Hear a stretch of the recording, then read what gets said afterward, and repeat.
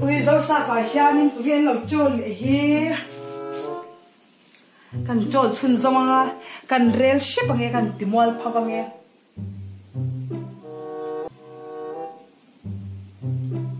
ui henu mel hi kalai ril ne nen rem lawa kan rel chun zom ship bằng kan pos mual pha bằng khong he anung chang zong zong thak lok turin kan ti mel hi ui lo lu ro Ngêni, ôi, chị có mua? ôi mi đến cô nghe nó cái hiện luôn đây đi, special đó bà, cái đó thì chút để thà khăn down nhà, em thì hiện luôn đây thì mua cô em mua em, mẹ cô ấy thì, mà tụi nàng tất cả mua em, bà hụt bà li thì hôm nay mi khang, cái dấu sa bay bay po sa cái núi tụi nghe, mẹ chế mà luôn po nghe chỉ tại cái tụi mua phao tụi, ui, cái núi chết gì à? cái ngày mi cái núi Xin ngài năng mẹ các chuyện ngài bốn年老嘛写切嘛，个 boss 老提老咯。是嘛？mẹ寫咩老底下你 boss 冇鋪啊？cái lúc này nè à？個咁抌人寫就做個錄啦。是咩嘅？tu lai à hianin mo mi sau cái ti mual phau na salut tu ka mo social media hianin cái ti mual phau à internet he kin ma ni mi sau pui cái ti mual phau ni mi sau hi in musit ton nam kan ni ti hi dik thok mai don chu ka pom lau à ka musit lau ani na lom ka soi à ro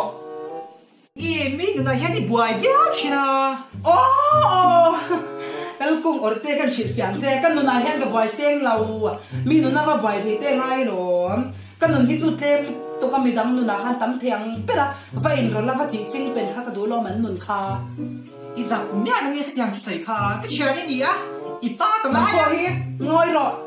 ngồi chuyện gì thế hi đang trên nền xe cái đồ thấy kém hình mình kia dùng sao mà yang cái thể đó ra nghe anh đi chút chút kì cái gì làm thế mi đi mua thầu hết anh lâu nó nghe này ui cái lông nó sôi tụt chôm lâu mà xem nó mà lông mà nhìn nó làm quay bị tổ lâu mi nó sẽ lông cắn quay tổ ô chả anh còn tổ là vắng cái họ đó anh chim mình cái gì làm thế mi nó này bồi thu cho mi rong còn tổ su im nó bồi rồi cái chú mi nó cái bồi về mình là vắng ô cái mắt hun ta anh tin nghe cái pasal phần nào thế anh tin nghe cái pha cái số măng tì hi cái này tôi đã cho nên cái chú mi nó bồi về phần cái này là vắng cái đầu vào hộp mình nhớ cái sự sống sống cái đầu tay bên tè thà là để cái boss lệ khai là nghe ở cái tìm mai phao lệ lỗ lỏng thế ô hello hi lom cái rel chắc tổ chú mà na bia phải lui cái tung nghe khá ô ui mình cho cái shit tổ lâu na mà xem mà cho cái xia à qua là cái post sang nghe ui mail chat tổ ta ni in sharing ba na chen lo ui nó vẫn cái tấm em về pha khai số à cái tìm mai phao mình xem mấy cái ảnh cái status hai lúc chẳng khơi môi khang cái gì vậy đi nghe à mi vội ngay lại á vội à mi hiện ra phải câu ngày post mua thầu xới rồi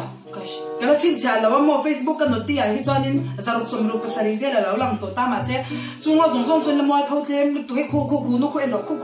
khu ngày khu mà ni à bia ba hết lại cái tiền mi này khoan lâu in relationship tao này cho cái FB homepage thằng han cái scroll like han là lòng này cho cái nghe tụi cái tìm mua phao tan cái giống giờ rất là khá là dùng cái screenshot tao WhatsApp status à hiện lúc khi mi có mua bộ chỉ cái này mi re shot tụi mi chân trên sấy bên đi à cái tiền à cái poster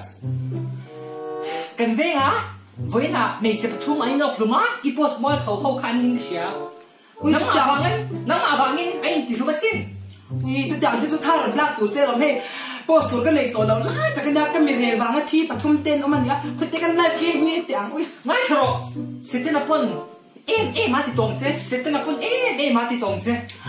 sẽ tên là cái xoài xoài là lỗ mình sẽ là mình sẽ tên là bao kha cái nói cho nó sẽ xoa cái nhà ru là han chẳng lại vì vật thèm là vì chẳng han có biết là xoài rồi cái nhà ô chả có hồ đó hồ rồi ui mình hiểu rồi cái là ngài xem là như nào trận tụ chú khô tại là mắng sáng mỗi trận tụ chú xem mун vì cái về thắp bằng nặng po cái con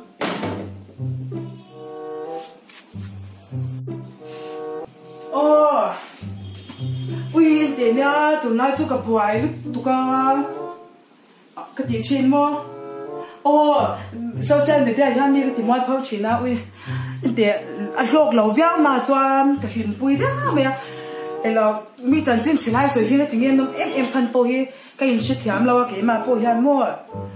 o ron le ro kan rel don ya kan rel mi la chim o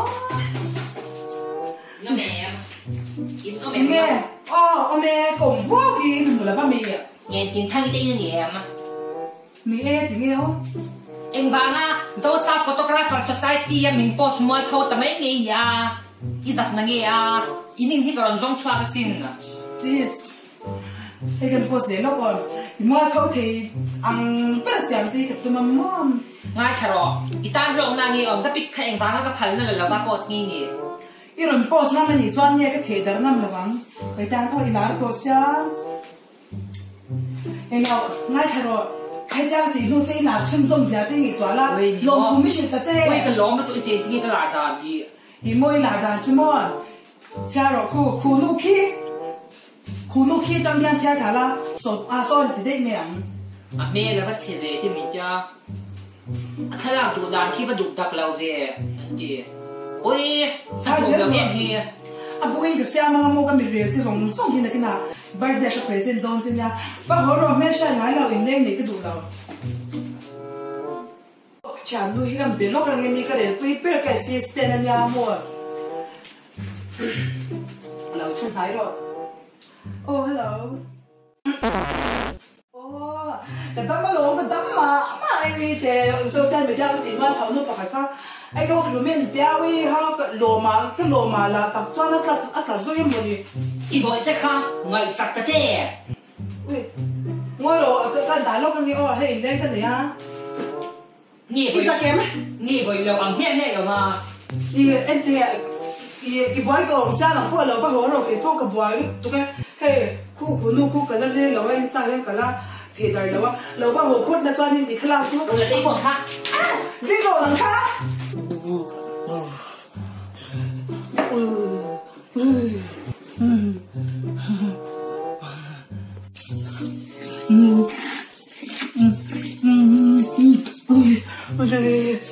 cái phone nào ha mình làm sạch đấy xíu